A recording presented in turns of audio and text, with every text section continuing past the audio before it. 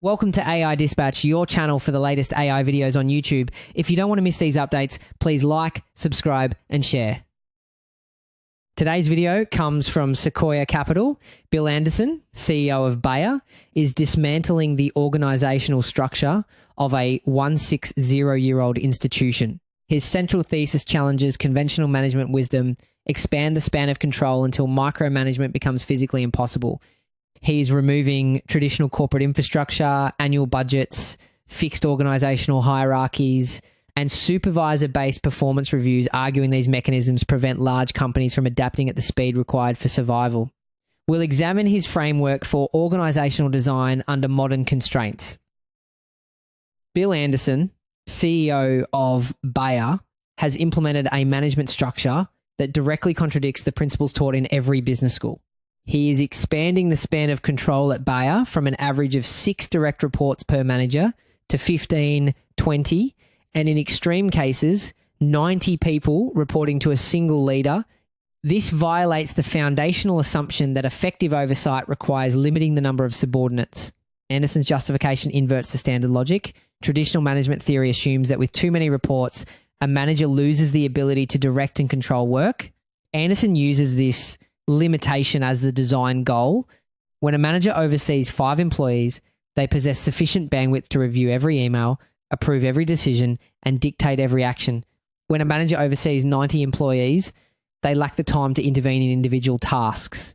The system forces them to abandon direct control and shift toward enabling autonomy.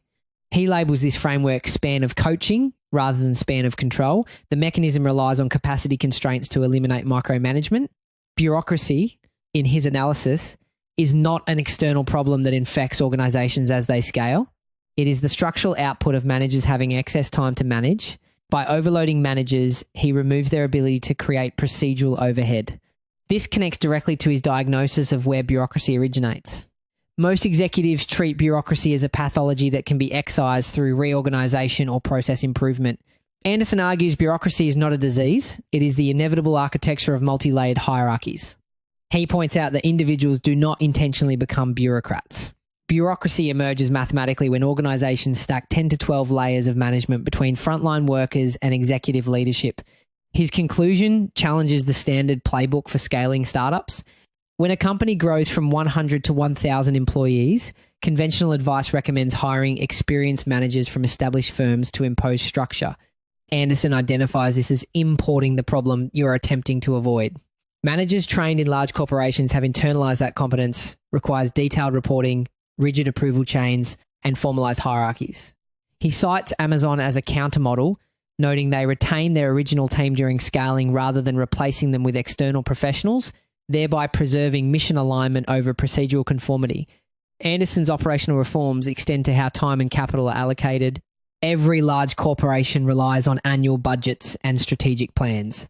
Anderson describes these as illusions of control that destroy organizational responsiveness. Allocating every dollar 12 months in advance does not create financial discipline. It locks resources into commitments that may become obsolete within weeks. He has restructured Bayer around 9 zero-day cycles. This is not quarterly planning. It is the complete dissolution and reformation of work structures. Every 90 days, teams evaluate their progress. If a project encounters a blocking dependency, such as waiting 6 months for regulatory approval, the team does not continue operating. The team is disbanded. The individuals are reassigned to active projects, and the budget is reallocated immediately. He describes this as dynamic resource flow, where 10 to 15% of the entire organization changes teams every quarter. This eliminates the assumption that organizational charts should remain stable. In his model, a team exists only as long as it has an actionable outcome to deliver. Once that outcome is blocked or completed, the structure must collapse.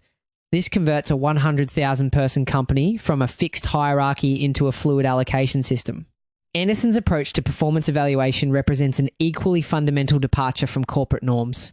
In nearly every organization, your supervisor determines your compensation, rating, and promotion. Anderson identifies this as structurally flawed because your supervisor is the person with the least visibility into your actual contribution. He has implemented a peer-based evaluation system.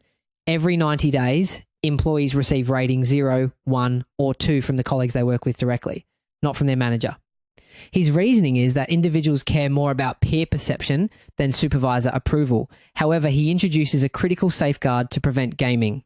He explicitly separates peer ratings from compensation formulas. If peer evaluations directly determine bonuses, the system would be weaponized immediately through reciprocal rating agreements. Instead, he uses peer feedback as a mechanism for behavioral correction and skill development while leaving compensation decisions to managerial discretion based on holistic assessment. This redefines the employee's incentive structure. The goal is no longer satisfying a superior, but maintaining standing within the peer group. Across these reforms, span of control, budget cycles, and performance evaluation, Anderson is executing a consistent strategy.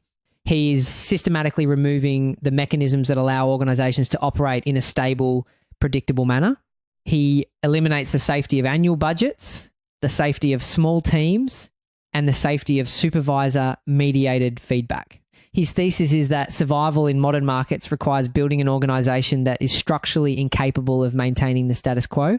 The open question is whether the workforce is prepared for an environment where team composition, budget allocation, and role definition can dissolve and reconfigure every 90 days. If you're interested in the video featured in this episode, click the link below to watch the original.